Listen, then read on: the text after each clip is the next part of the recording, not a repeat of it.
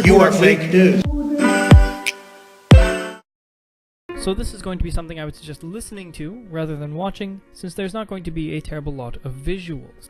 Okay, let's get right into this. So I want to try and take this channel a bit more seriously, and I found a fascinating tidbit here about Europe's most active separatist area. Now for those who don't know, what I'd like to do with this channel is go behind the headlines and tell you about something that you probably have not heard about. Today, the subject of conversation is Catalonia. For those who are not aware, Spain was not always a unified country. It was not until a little after the Reconquista, in the 1400s, that the areas of Spain formed together. This was in 1516 when a king would unite the thrones of Castile and Aragon, and Spain would become a nation. Now the area of Catalonia, then part of Aragon, now desires freedom.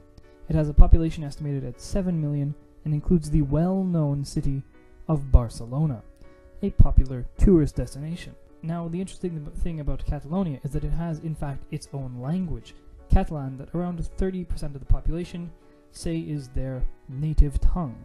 And now, some in Catalonia want its freedom, and in the modern world, what does one do when freedom is desired? Hold a referendum, obviously, to get the mandate that is required, that is actually what the people want.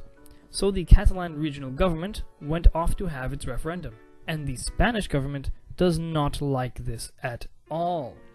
After they declared it illegal and pointed out that it is unconstitutional, the regional government went ahead and decided to have the referendum anyways, scheduled for the 1st of October.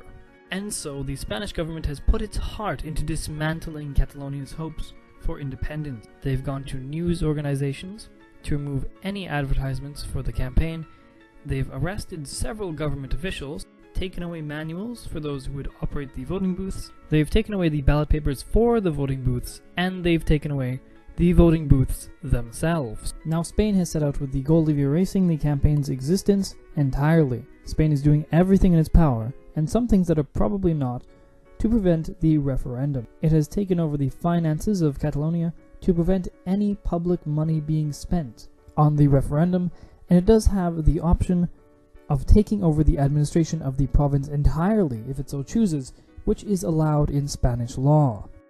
Now the regional governor of Catalonia is defiant, but the question remains as to what power he has at this point to enact a referendum.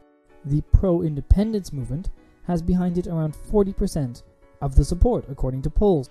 Now whether the referendum goes ahead or whether it does not, either way the result is going to be quite contentious, and October 1st is going to be an interesting day in Spain. One thing to be kept in mind is that the Catalan nationalists are fairly far to the left and have been called Bolsheviks by the ruling Spanish party. Now, this all began when the Spanish government refused to help Catalonia with its finances back in 2012, and after that the Catalonian governor endorsed the idea of a referendum. Spanish President Rajoy has been criticized for not having anything better to offer the Catalans to keep them interested in the Union. Rajoy uses the example of Spain's dealing with the Basque region as an example of how the government can just sit out calls for separation until they pass. Now what is missing from that equation is the fact that some of the Basques became violent terrorists, and then turned public support away from them with their terrorism, something that the Catalonians are currently not doing. In any case, that is all that I have for today.